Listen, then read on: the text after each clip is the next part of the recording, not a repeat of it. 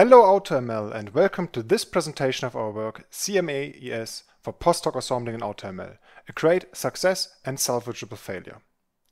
Our work tries to improve the performance of a typical machine learning problem with tabular data. That is, assume we are given, for example, data about patients and a goal to predict how a patient reacts to a new drug. Then, generally and simplified speaking, our goal is to produce a model that allows us to predict the reactions of new patients. To do so, we must build a model. Therefore, we typically train and evaluate many models and then pick the best found model, which may already be an ensemble like a random forest. AutoML usually automates such a process among many other things. The process of post-hoc assembling now builds upon this framework in AutoML. Instead of picking the best model, we first select a subset of all evaluated models, for example the best n models, and then build an ensemble post-hoc which we return as the final model. Note, here the ensemble is usually built using the validation data produced during the evaluation of the many models. We define all of these steps to be part of post-hoc assembling. To illustrate the background of our work with a practical example, let us take a short look at AutoScaler. In AutoScaler's pipeline you have one final step after model selection where you build an ensemble. In other words, post-hoc assembling in AutoML is happening here. AutoScaler uses greedy ensemble selection for post-hoc assembling, which was adapted by other AutoML systems such as AutoGluon or AutoPytorch. The project related to this paper started when we wanted to know why greedy ensemble selection was used. The only reason we found in literature was in the first paper on AutoScaler, which stated that alternatives like stacking or gradient-free numerical optimization overfit. Other publications only referred to AutoScaler but did not detail the reason for using greedy ensemble selection themselves. Yet there were no experiments for post-hoc assembling in the paper on AutoScaler. Moreover, since post-hoc ensembles are built using validation data, we assumed that if overfitting was the problem, then this had to do with AutoScaler 1 using only limited validation data in form of a 33% holdout split by default.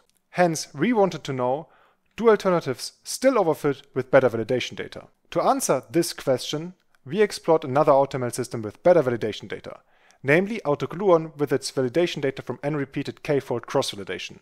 As a result, the validation data has as many instances as the training data. We then explored whether an alternative method like gradient-free numerical optimization still overfits. Therefore, we use covariance matrix adaptation evolutionary strategy as our method of choice. To answer if such an alternative still overfits with better validation data, we performed extensive experiments. To summarize our experimental setup, we worked with 71 classification datasets from the AutoML benchmark. We then collected data for post-hoc assembling by running AutoGluon on each dataset. In detail, we gave AutoGluon 4 hours and 8 CPUs for each fold of 10-fold cross-validation for these datasets. Moreover, we repeated all our experiments for two metrics, balance accuracy and ROC AUC. Here we visualized the results for our experiments via critical difference plots for test scores. The axis at the top shows you the mean rank, lower is better, and methods connected by a bar are not statistically significantly different. The method single best refers to the best method seen during validation, or in other words, no post-hoc assembling. We split our results always by metric and multiclass, as each of these scenarios represents a different optimization problem for assembling. As you can observe, we found that CMA-ES performs very good for balance accuracy. Moreover, looking at the mean rank, we see that it also does not change much between validation and testing, indicating that gradient-free numerical optimization does not overfit here. However, when looking at ROC AUC, we observed quite the opposite and found that CMA-ES overfits a lot and performs much worse. For example, in binary classification, CMA-ES goes from mean rank 1 on validation data to mean rank 1.8 on test data. Subsequently, we explored if we could avoid overfitting in such cases for CMA-ES. When we started to think about how to avoid overfitting, we concluded to use concepts from greedy ensemble selection. Let me explain why. This was mainly due to two reasons. First, greedy ensemble selection performs quite well for ROC AUC and outperforms alternative methods. And secondly, greedy ensemble selection does not overfit for ROC AUC, or rather it does not overfit as much as other methods. Therefore, we wanted to use concepts from greedy ensemble selection. To talk about the concepts we wanted to use, let me first introduce greedy ensemble selection in a bit more detail. In essence, greedy ensemble selection is a very specific deterministic method which builds a weight vector to aggregate the predictions of a set of models. After analyzing the method, we found that greedy ensemble selection implicitly respects two constraints while building the weight vector.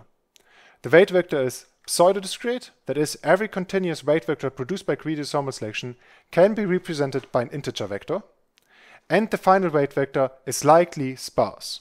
A sparse weight vector is a weight vector where many models from the original set are assigned a weight of 0. This is why the method is also called originally ensemble selection. Once we found these two constraints, we wanted to enforce these constraints while running CMA-ES. We hypothesized that these constraints would avoid overfitting. However, when we added these constraints explicitly, CMA-ES failed to produce solutions. The algorithm violated the constraints too often, making CMA-ES very inefficient and often leading to an endless loop of rejection sampling. Instead, we opted to enforce the constraints before evaluating a weight vector. This was heavily inspired by greedy ensemble selection. In greedy ensemble selection, the constraints are only explicitly enforced when the weight vector is computed and evaluated. Thus, we created a method which is an extension of CMA-ES that normalizes the weight vector before its evaluation, guaranteeing that the weight vector is pseudo-discrete and sparse. To evaluate whether this worked, we reran our experiments. When we now compare CMA-ES explicit greedy ensemble selection to other methods, we see that the normalization worked and that it made CMA-ES perform similar to or better than greedy ensemble selection. Moreover, its rank is very stable between validation and testing. Now the question is whether our approach really did what we were trying to do, that is, creating pseudo-discrete and sparse weight vectors. We know for pseudo-discreteness that we obtain this property by design. However, as for greedy ensemble selection, we cannot prove that the resulting weight vector will be sparse. Therefore, we looked at this in more detail. First, note that on average, across all datasets, AutoGluon produced around 13 base models that could be included in an ensemble. Now, the default CMA-ES included almost all base models on average, while greedy ensemble selection and our newly proposed method used only around half of all available base models, both producing sparse ensembles. With this, let's conclude this presentation. To summarize, the takeaways of our work are that CMA-ES can work great, especially for balance accuracy. Moreover, we found that overfitting depends on the metric, which we found very interesting. And finally, we have shown that normalization can avoid such overfitting. For more details, see our paper or talk to us at the conference. Thank you very much.